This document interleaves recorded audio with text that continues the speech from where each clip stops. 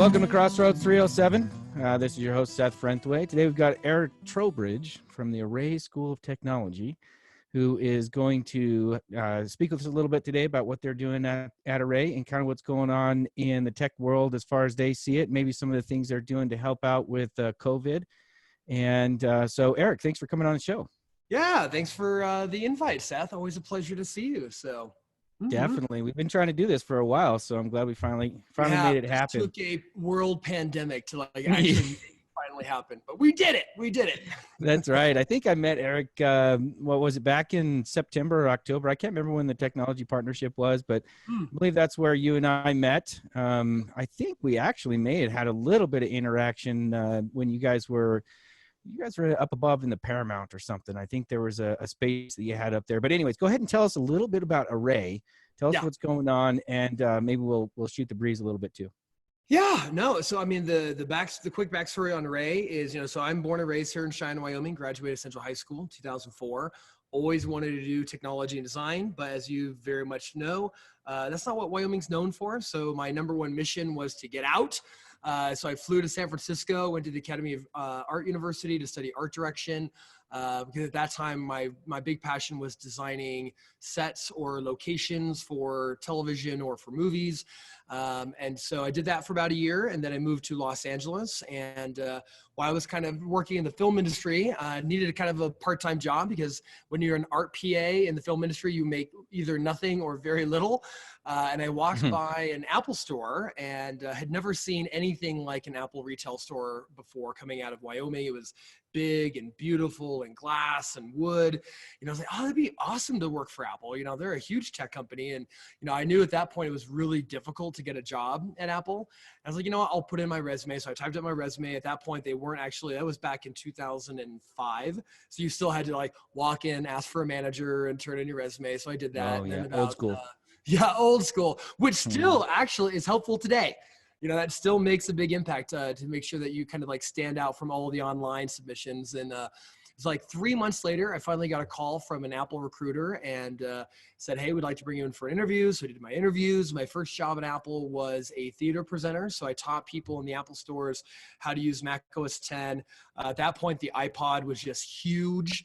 Apple's ads for the little white earbuds and people dancing. So I taught people how to insert a CD into their computer, rip it down, put it into their iPod, which really seems archaic now, right? It does. It really does. And that was only just 15 years ago. So I did that. And then eventually I kind of came to the realization that the film industry really wasn't kind of my tribe or my core people. And that my core people were technologists and people that wanted to change the world using technology. So I really kind of dedicated my time to trying to get full-time at Apple and grow with them. And then eventually, after 4 years, I became what was called a people leader for the Los Angeles market. So I oversaw a lot of the recruiting efforts, the professional development, training for all the different flagship stores there. And then Apple in New York City called me because they were opening up a new store on the Upper West Side in Manhattan. And so I moved to New York City, had never been to New York City, landed, crashed on my friend's couch, started interviewing because we had about 1,100 jobs or something like that to fill before the store could open. So I spent about 3.5 years in New York City working for Apple, primarily at the Upper West Side Apple store, but worked at West 14th, opened Grand Central Station, worked at the Fifth Avenue Cube. Everything was going great. I loved New York City. I loved working for Apple. And then Steve Jobs passed away. And I just knew that Apple would never be the same. Steve Jobs was a once in a century kind of person. And Tim Cook is an amazing CEO, but I just knew it was going to change. And so I spent my last year at Apple working in Chicago at the North Michigan Avenue store, doing the same thing, hiring, recruiting, HR, business development. And then I moved back to Wyoming in 2015. And met up with some entrepreneurs here that were thinking about opening Wyoming's first technology and design school. And I was all about that, obviously coming from Apple and wanting to come back to Wyoming and really kind of push Wyoming in more of a tech focus to help diversify its economy. And we spent about a year kind of doing some market research, looking at different coding boot camps that were in Fort Collins and Boulder and Denver. And, we were asking ourselves a lot of questions. Would a school like this actually even work in Wyoming? Because usually coding boot camps, you only see them in the big cities. And we really hadn't found very many, or very few were located in more rural areas in America. So we needed to find out, would people even be interested in learning the skill set? And B, Well, you know, you mentioned that, and I was kind of surprised. Sorry, I didn't mean to jump on you, but I was kind of surprised because I went up to one of the blockchain task force meetings that were up in Sheridan, and Sheridan has always been talking about how so much about how they're wanting to do like technology schools and things like that. And so when I had first heard about Array, I was thinking, well, why isn't this up in Sheridan? I mean, it makes complete sense that it's here in Cheyenne too, because as you say, it's, you know, in the bigger cities, there's more people, and you're closer to Colorado and that kind of thing. But so is that the main reason? Then, I mean, did you consider Sheridan? You know, obviously I consider Cheyenne first just because it's my home. Yeah. You know, my family's here, and I have a big passion for Wyoming and Cheyenne. And so, yeah, you know, the idea was if we could make a coding boot camp style school from a big city, maybe work in rural America, that would be great.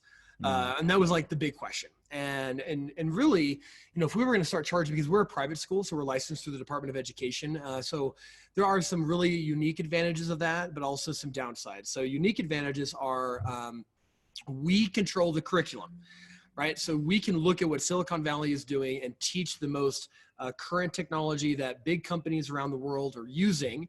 The downsides to it are, since we're not accredited, or we're not you know, a public school, we can't participate in Hathaway, we can't participate in FAFSA, you know, so there was a huge financial barrier for folks who wanted to learn computer science, but maybe didn't have the money to come to a private school like Array, you know. And so we were hoping that there would, and then of course, were there enough jobs? Did Wyoming have enough coding and full stack web development jobs out there? Because we could definitely take 7 to 9 folks, train them, but if there's no jobs to give them, that was going to be a challenge. And so at that point, we had figured out that if we kept our class sizes to about 7 or 9, keep it very small, and we do it maybe once or just twice a year, that there was a high probability that we would be able to get these students technology jobs in the state of Wyoming and not have to look south of the border, because, you know, that's always been the toughest thing for us. There's tons of jobs in Colorado. You know, so and especially being in Cheyenne, 40 minutes away from Fort Collins, you know, our students obviously at the end of the day are just looking to get paid so they can do their loans and, you know, like any other person. But, you know, that's not Array's mission. Array's mission is really to build the tech ecosystem in Wyoming. So we did that model. So we've been doing like 5 to 10 month full stack web development training courses for the last, will be 4, actually in 2 days will be Array's 4th birthday. So we're still very young. Wow. Yeah, it started 2016 is when you started. April 19th, 2016 is actually the like legal day that the Secretary of State like sent us our paperwork. And then we technically opened for our first class in October of 2016, and we had 7 students. And that's kind of where Array began. And so we ran 4, we're currently in our 5th cohort. And again, 5 to 10 months, we teach HTML, CSS, JavaScript, graphic design, introduction to computer science fundamentals, things that we want to see our students, or they should have a foundational knowledge of prior to entering into the workforce or starting their own. So one question on that. One question on that is, state of Wyoming has obviously been really had some foresight and kind of a leader in blockchain technology and things like that. So I'm wondering, I mean, in Encore Green, we deal with blockchain technology to have some provability for the data we collect. What is your guys's, how are you guys getting into that space? Is there a course on that, or how's that working?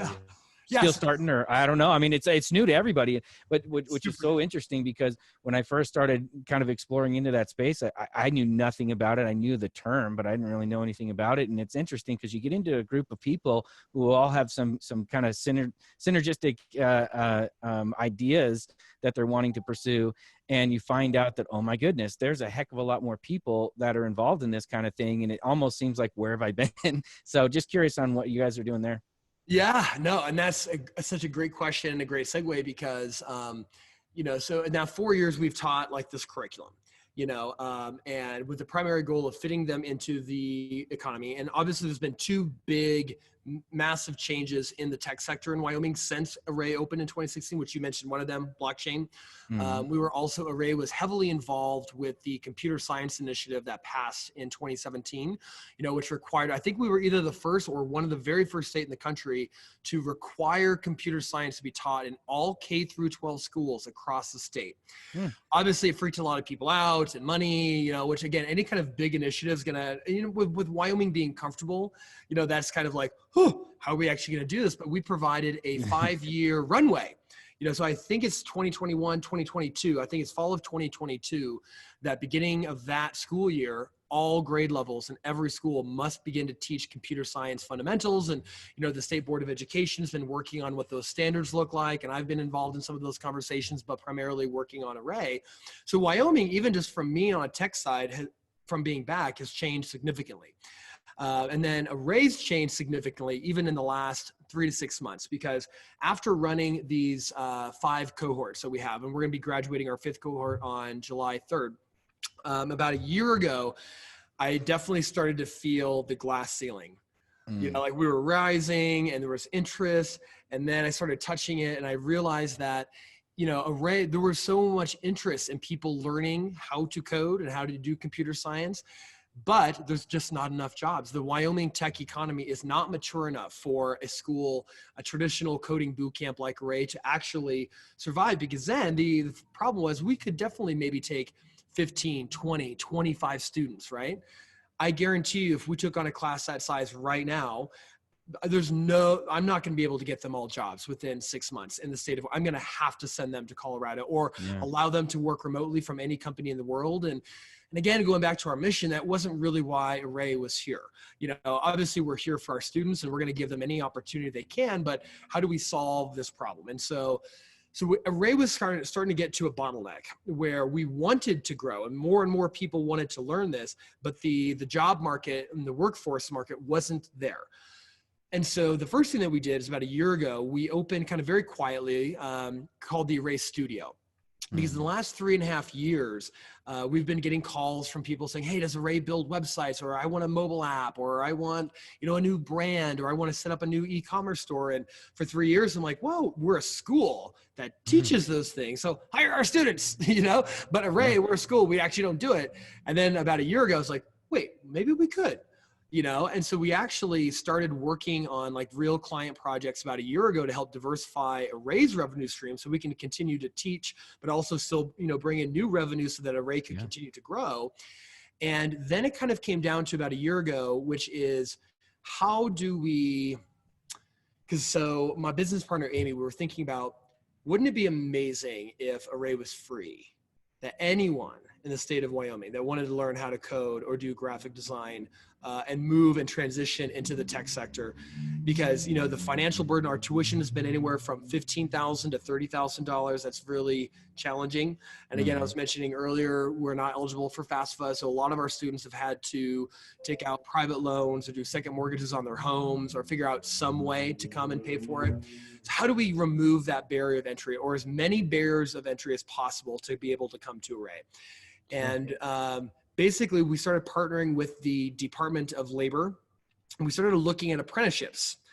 And because the apprenticeship model was incredibly intriguing to us, because when you think about an apprenticeship, you think about, welding, plumbing, electrical, a lot of those kind of trades, and apprenticeships make a lot of sense, because if I had a welding company, if it was like ET Welding, I partner with the federal government. I get approved for a registered apprenticeship. I bring on, 1 to 5 apprentices. I teach them a little bit. Then we go on the job and they actually kind of learn hands-on. So we were kind of like, could that work with technology? Because the beautiful thing about an apprenticeship is more of like a job. It's like a company hybrid of a school, which is something we've always wanted to do. And it was like, well, so we started working with them and seeing if it would work. And, we started creating these things called standards, like, and how would work, how would we pay people, because there would be no tuition. If there was an apprenticeship, anyone could apply to become an apprentice at Array in a certain subject area. And so we worked with the Department of Labor for about a year. And then in February, we found out we got approved.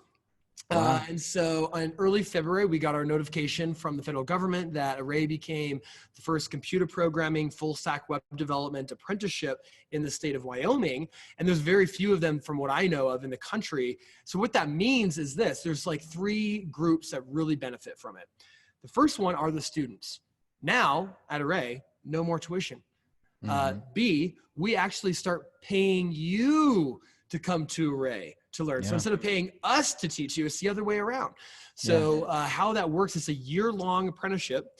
There's 4 months of what's called related training instruction, because we have found that it takes about 4 months of really hard work to get your brain ready to start speaking and thinking in the language of computers. Then in month 5, we actually start paying you $15 an hour, which is just over double the minimum wage in Wyoming. And then we move you up to, depending on how you progress in our apprenticeship program, we start you at 15, you then get bumped up to 16, and then you get bumped up to 17. And it's a year with us. And so you're getting paid to train, and or that 4 months is free if you get selected for these apprenticeships. So the barrier of entry for loans and all that stuff, it's all gone. And how it works, like who's paying for all this stuff? How That's what I was wondering. I mean, it almost sounds like, and let me guess real quick. It almost sounds like a company comes to you and says, hey man, I need this XYZ project. That may be just one aspect, but a company comes and says, hey man, I need this project done. And you say, hey, look, we got a bunch of coders, we're training to do it. I mean, it's really smart, Eric. I mean, it's kind of like, you know, if you're doing an electrician program, you know, and you want to be an apprentice. I was an apprentice electrician for a while back in the day, and it basically is working the same way. So, I mean, kudos. That is exactly pretty much how the nuts and bolts of it work, which is in more traditional registered apprenticeships, it's the company, let's say ET Welding. They are the trainer, and then they provide the on-the-job experience. So that's usually how a Department of Labor apprenticeship works. Our model is a little bit different. Array does all of the training and the work on the project, but then the company says, hey, we want to partner with Array. We have an augmented reality, a blockchain project. We need a website, or we want a mobile application. They come to us, we kind of explain how this apprenticeship works, you know, and if this company is working on a project that is not like super time sensitive, you know, but they want to kind of grow their own tech employees, you know, it minimizes the risk. And the beautiful thing about the apprenticeship on a curriculum level, because that was kind of the struggle we were having is, you know, and most schools do, school and workforce have diverged, right? You go to school, you learn a bunch of stuff, and when you actually get into the workforce, it's not relevant. I don't know of an employer who values just the certificate over the experience. I mean, there's plenty of employers who would say, look, I'd rather have the guy who's got the on the job training even over the certificate, even though the certificate still means something, but it's kind of a no-brainer to anybody who's wanting to pay somebody that I want the guy who's actually been out there doing it. And so this marries the two really well. Totally marries industry and education. What they've diverged ever, because, you know, like the college model, the 4-year degrees, but there's still a lot of value in that. But, you know, that was created in the Industrial Revolution, you know, over 100 years ago, was this idea of associates and bachelors and masters and PhDs, you know, it all stemmed from this great book called The New Education that talks about kind of how, you know, the United States, you know, like post-secondary and formal education came about, you know, and again, the world now is moving so fast and so quickly. Do you really have to go and get a bachelor's for 4 years in computer science to begin working in the computer science field? Also, do we have the time to wait, you know, 4 years for people to be ready, you know, because like you think about, there are certain subject areas, like obviously like if you're a lawyer, doctor, you're going to need to go through a lot of training, right? So they need to have their own customized ways of being able to be a great lawyer. On average, you just spend 3 to 5 years or whatever. But in certain other areas, you need to spend, like we take all of these hundreds of thousands of subject areas and we cram them into 4 things or 2-year things or 8-year things. It's like, it doesn't work that way in the 21st century anymore. And especially with technology moving so fast, like last year, Apple, Google, and Facebook pretty much said, we're not looking for, you know, degrees anymore because there's such a demand for this skill set. You know, if you can prove to us, you know, this is through like you went to a school, you learned X, Y, and Z, show us now how you can demonstrate those skills. Did you build a website? Like show us a mobile app, show us a chart you've built in JavaScript that connects to a database. They just want to see that you've been able to learn something and apply it. And if it takes you 6 months to do that and get a job, great. If it takes you 2 years, great. And so that's where our curriculum now can be flexible. So, you know, obviously like the 4-year computer science stuff, you've got all of these standards and all these things, and it takes forever to be able to get approved and change everything. You know, so with an apprenticeship, we have our 4-month kind of core where we teach people just the fundamentals of what computer science is and how to build stuff. But then the rest of the 8 months where the apprentice is getting paid, that curriculum is specifically custom tailored around that company's project needs. I see. Yeah. You know, yeah, so like Flow State is a new kind of tech company in Casper, led by Jared Stack. And we're kind of talking to them about a potential apprenticeship partnership there, you know, and they are working on technology, both hardware and software, to detect oil pipeline leaks. So when these companies go and build these huge pipelines, you know, obviously we've seen in the news, they break. You know, there's a malfunction. And sometimes by the time that we actually realize that one of these pipes is broken, it's too late. There's been environmental damage and it's all like drama, you know, so to be able to use artificial intelligence, machine learning, hardware and software, so they're building that. And so we're now talking to them about, you know, cool. So they have a very different tech stack than what we've normally taught before. You know, they're using IBM Watson, they're using some Python and potentially some what's called R programming, which is not part of our curriculum in that 4 months. But we can now, knowing what their tech stack is with their apprentices in that 8 months, start saying, well, let's start incorporating some R and some Python, you know, and some hardware training so that their apprentices are actually very beneficial to Flow State. You know, so the cool thing is now at Array with Technology Apprenticeships, like how we've kind of flipped the model upside down, is not only is it free and we start paying you to come, our curriculum is entirely flexible and dependent on our project partners that come to Array and say, I want to work with you on a project and we want to bring someone into the fold. We custom the curriculum, almost kind of like going to the restaurant and being able to order off a menu. Like, hey, I want to find someone who's really passionate about environment and this, and I want them to have a skill set in C# or whatever. We can go and find those people and train them and start working on their project with senior oversight at Array right away. And then, so the cool thing is, like right now we have the computer programming full stack web development apprenticeship, but we are very actively looking at, we haven't done it yet, so we're a little hesitant to jump too fast, too soon on it. But if it works, and so far the amount of potential project partners is growing every day, which is awesome. There's a lot of companies out there that want to work with us and like learn more about this apprenticeship. And since we announced it in late February, we've had just about 100 people from around the state of Wyoming and country that want to be part of it. So they're from, most of them are from Wyoming, but we have a few people from New York and Florida who would move to Wyoming to be part of a technology apprenticeship for full stack web development and computer programming. But our goal is over the next 5 years, if this goes well, to introduce 5 new technology oriented apprenticeships. One being blockchain, a blockchain technology oriented apprenticeship, artificial intelligence, machine learning, augmented reality and virtual reality, IT, you know, and networking, and then also cybersecurity.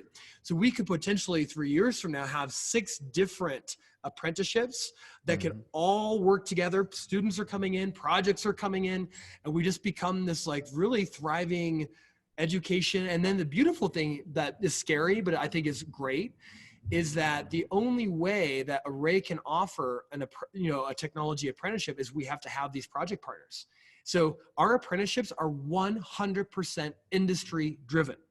You know, if these companies are not partnering with us, we can't pay apprentices. So I like that because again, it goes back to that saying of, I feel industry and workforce and education have veered off course and they're two different things.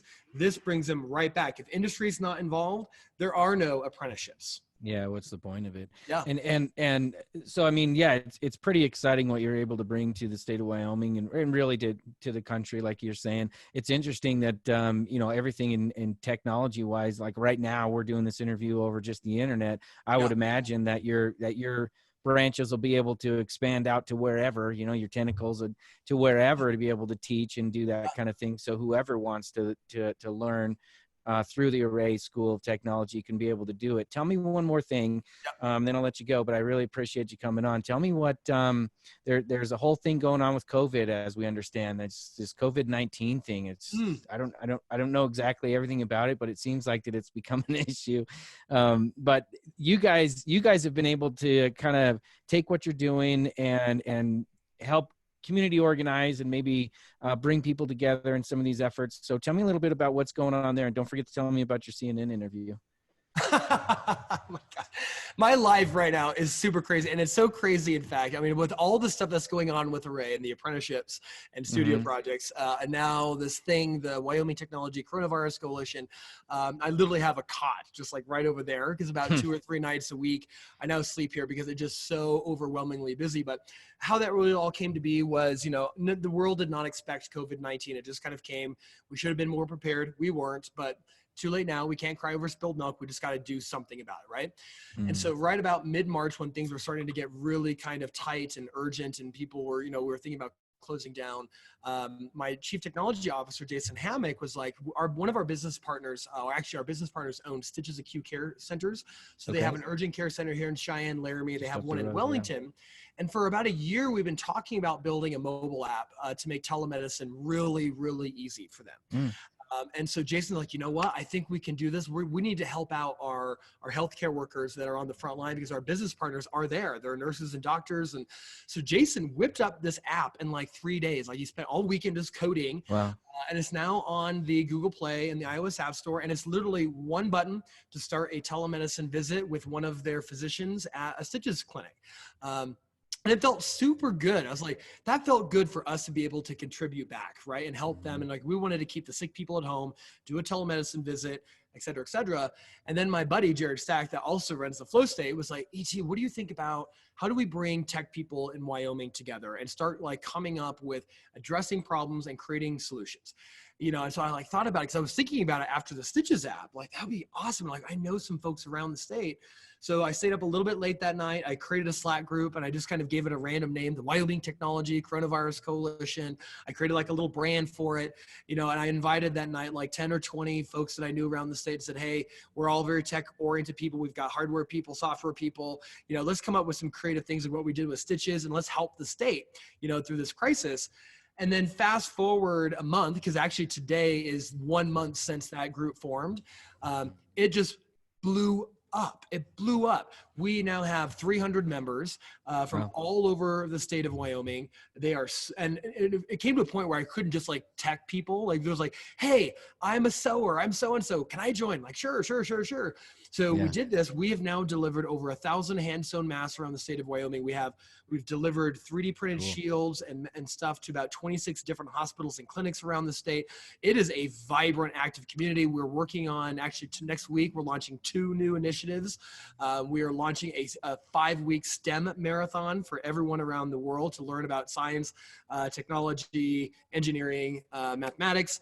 We're launching an e-commerce platform for the state of Wyoming for any small business owner to upload their wares and sell it. And then, of course, with all this stuff happening, I get a call from PBS. PBS is creating a documentary called The American Portrait. It's coming out in May. They wanted to know what we were doing, so we submitted a bunch of videos there.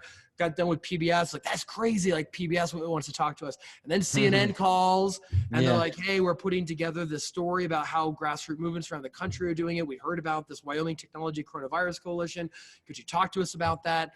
That should be dropping in the next 7 days, which, you know, the problem about that, when those drop, then it's like this phone and interviews and texts and emails. Like, I'm averaging about 300 messages a day right now. And I'm just like, but this is very cool. It takes to make true change. So and I mean, you know, what you're doing is I don't, well, I guess it could be revolutionary, really, but it's definitely breaking into a new idea of a way of dealing with things in education and technology. And anytime you're trying to kind of change the status quo and rethink things and help other people to rethink them too, you know, it's really almost as if you can endure the pain of either somebody listening or not listening and just trying to get it out there and get it done, there's going to be a huge reward. It's very taxing, but also very, very rewarding too. I certainly know where you're coming from on that. We support everything you're doing. We really appreciate you coming on and kind of sharing with us a little bit about it. I think Probably arrayschool.com is the best place to get in touch with you, or is there? Arrayschool.com. You can reach out to there, and we have a new website coming out with all that information. But okay. So or Array on Facebook too. You can message us on Facebook, Twitter, Okay. Instagram. I'll definitely reach out. So. Perfect. And hey, man, if you guys got new things coming on, let us know. We'd love to help you get out the word. Crossroads 307 is all designed to just talk about everything Wyoming. So whether it's technology, ag, energy, whatever. And really, you're actually a neighbor of us. I don't know if you knew that, but we got our little studio just up the road from you off of 20th. So we're not that far from you. Have you seen our new sign yet? I did. Yeah, I did. Well, and the interesting thing is that I was always thinking that sign was always up, because when you had, I don't know if it's on your website or there was somewhere I was seeing that you you must have just like superimposed it on there or something. I did. It looks exactly like the real deal now. So no harm, no foul. Nobody knew the difference.